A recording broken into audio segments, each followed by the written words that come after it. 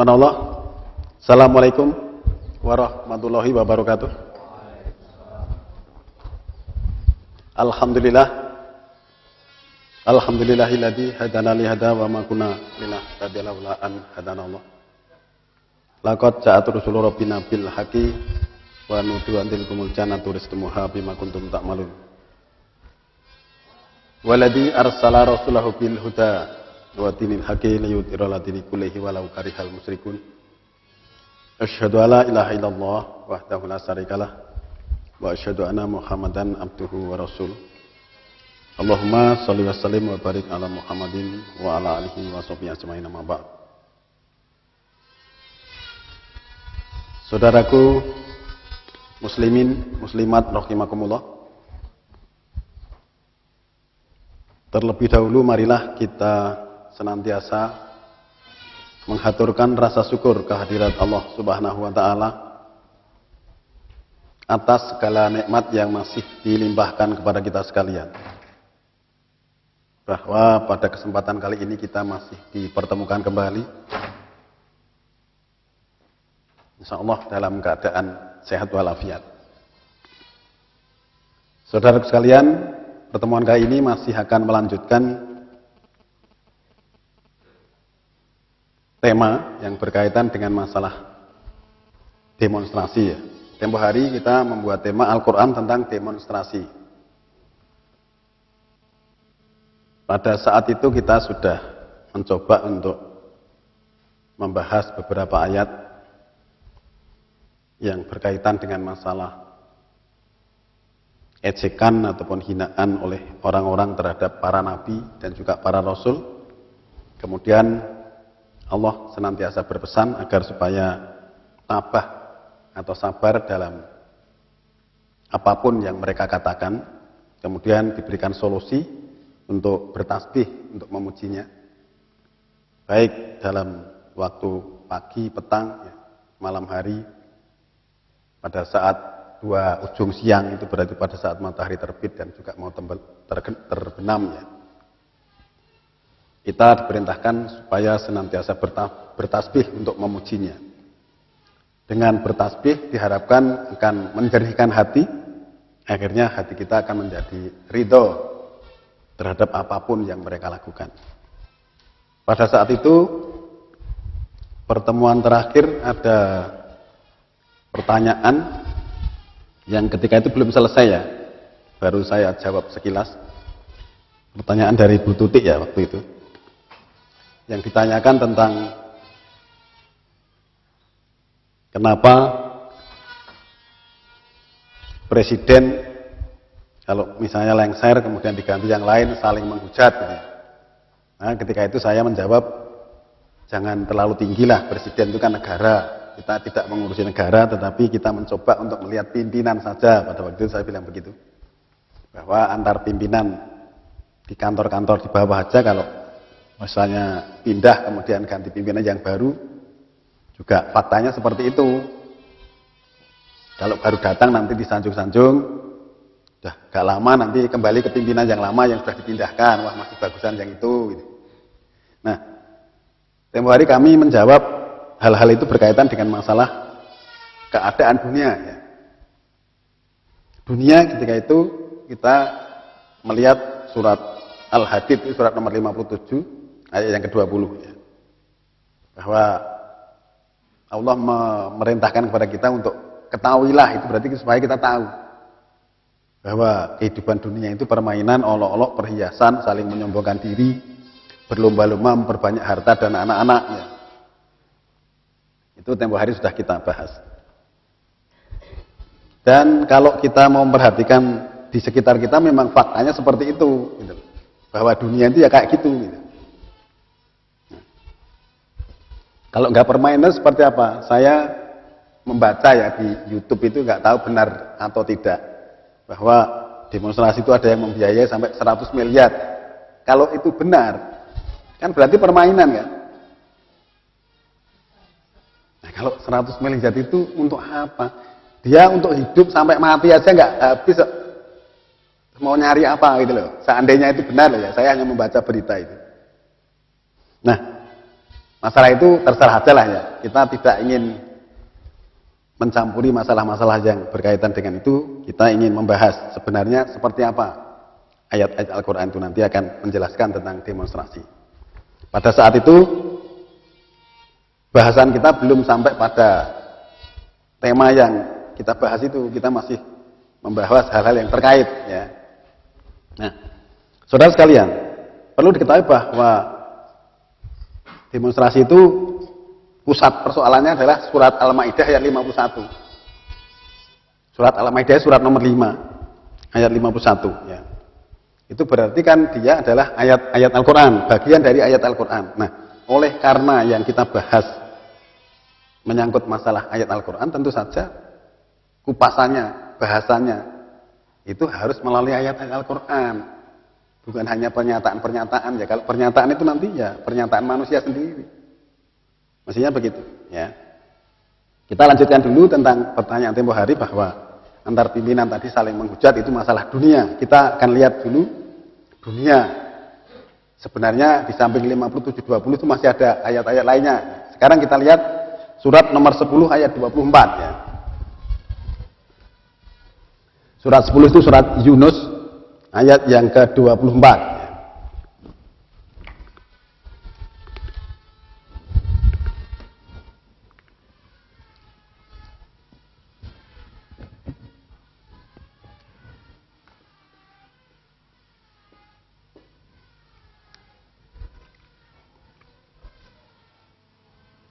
Innama masalul hayatid dunya kamain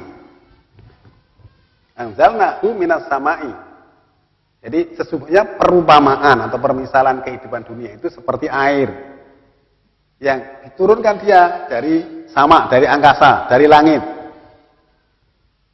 Fahtalata bihi nabatul ardi. Bercampur dengannya tetumbuhan bumi, mima yakulun nasu wal an'am, dari apa-apa yang dimakan oleh manusia dan juga binatang ternak. Jadi ketika air hujan dari angkasa turun ke bumi, kemudian menumbuhkan tumbuhan, sebagian dimakan oleh manusia, sebagian dimakan binatang ternak. Ya, ini Allah menjelaskan seperti itu ya. Ini perumpamaan.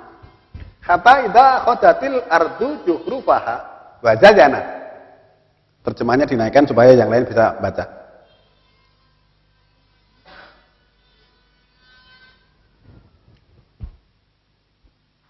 Hingga ketika bumi sampai pada kemewahannya dan terhias. Coba ayatnya tadi. Kata idza akhadatil ardu juhrufaha.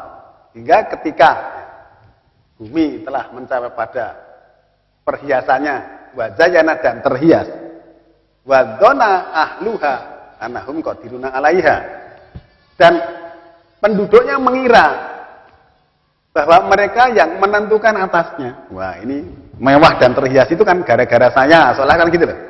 Ya, ada yang mengaku. Allah bilang begitu. Kemudian aha amruna lailan au nahara. Datanglah perintah kami malam atau siang. Nah, perintah itu biasanya sesuatu yang berbahaya. Perintah Allah loh ya. Nah. Tetapi Allah menggunakan bahasa-bahasa yang halus. Ya. Kemudian faja'alnaha khasidan ka'alam takna bil amsi. Kemudian dia jadikan dia itu hancur, musnah, seolah-olah tidak ada kemarinnya. Nah, kalau kemarin itu diaku sudah mewah seperti itu, kemudian setelah datang perintah Allah tadi malam atau siang, kemudian musnah dan tidak kelihatan ada apa-apa lagi. Siapa yang mau mengaku? Nah, kalau sudah begitu siapa yang mau mengaku? Nggak ada. Kadzalika nufasilul ayati liqaumi yatafakkarun. Seperti itulah dia jelaskan ayat-ayat untuk kaum yang memikirkan. Ya, berarti perumpamaan kehidupan dunia itu seperti itu. Ya, seperti air yang turun dari angkasa, dari langit, kemudian menumbuhkan tumbuhan bumi yang biasanya dimakan oleh manusia dan juga ada yang dimakan oleh binatang ternak, tumbuhan tadi. Terus kemudian setelah menjadikan bumi itu kelihatan mewah dan terhias, terus penduduknya itu mengira, wah ini gara-gara saya, kan begitu. Terus kemudian datang perintah kami malam atau siang. Ataha amruna lailan au nahar. Kemudian dia dijadikannya musnah seolah-olah tidak ada kemarinnya. Nah, setelah begitu nggak ada yang mau mengakui. Siapa yang mau mengakui? Wah, itu gara-gara saya kan gitu kan. Nah, saudara sekalian, ini adalah perumpamaan kehidupan dunia. Kalau yang 5720 ya, sebelumnya kan 5720. Di sini Allah mengatakan ketahuilah gitu loh. Ini kan perumpamaan kehidupan dunia adalah 5720 ketahuilah. Ketahuilah itu artinya supaya kita tahu. Maksudnya gitu. Supaya apa?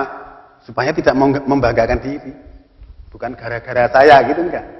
Ya. Semuanya itu adalah karena kehendak Allah. Ya.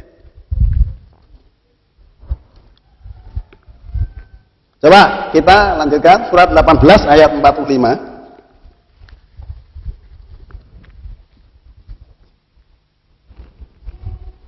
Dan nanti 46 ya.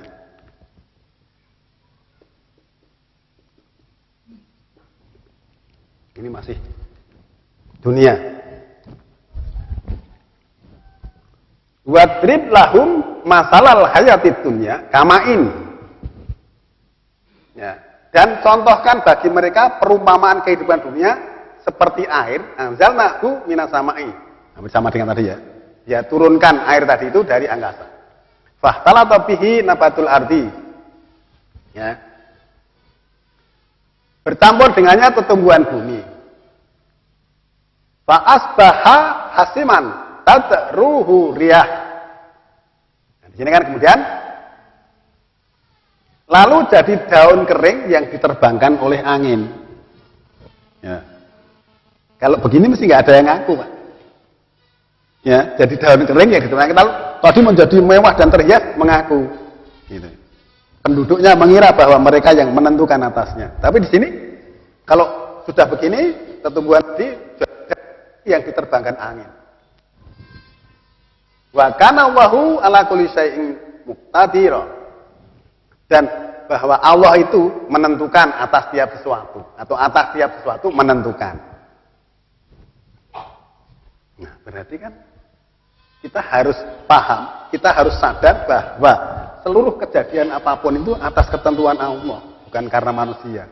Kalau manusia berusaha ini kemudian menjadi subur, dan itu kan subur itu kan juga prosesnya juga oleh Allah sendiri. Kalau misalnya kemudian subur itu dimakan mereng habis, nyatanya nggak bisa berbuat apa-apa. Ya. Nah, ayat 46 kita lihat. Ayat lanjutannya. Al-malu wal banun zinatul hayatid dunya. Harta dan anak-anak itu ada perhiasan kehidupan dunia. Ya. Nah, kita jangan punya harta, jangan dibangga-banggakan. Harta dan anak-anak itu adalah perhiasan untuk kehidupan di dunia. Hanya perhiasan. Jadi misalnya gini, orang yang berhias itu kelihatan bagus, kelihatan mewah, kelihatan cantik. Tapi coba nanti digerucuk pakai air. Siram pakai air. Perhiasannya sudah hilang semua. Bibirnya merah juga nanti mungkin tidak jadi merah. Ya, biasanya nanti hilang semua. Maka anak-anak dan ini harta dan anak-anak adalah perhiasan untuk kehidupan dunia. Hanya perhiasan. Perhiasan itu polesan, dibuat supaya kelihatan indah. Gitu loh. Namanya hiasan kok. Kemudian wal baqiyatus sholihatu khairun inda rabbika sawaban wa khairu amala. Dan yang kekal. Baqiyatu. Baqo itu kan kekal, teman. Yang kekal adalah sholihatu, amal soleh, perbuatan yang soleh. Khairu inda rabbika, lebih baik pada sisi Tuhan. Sawaban wa khairu amala, selaku balasan dan sebaik-baik amalan, cita-cita.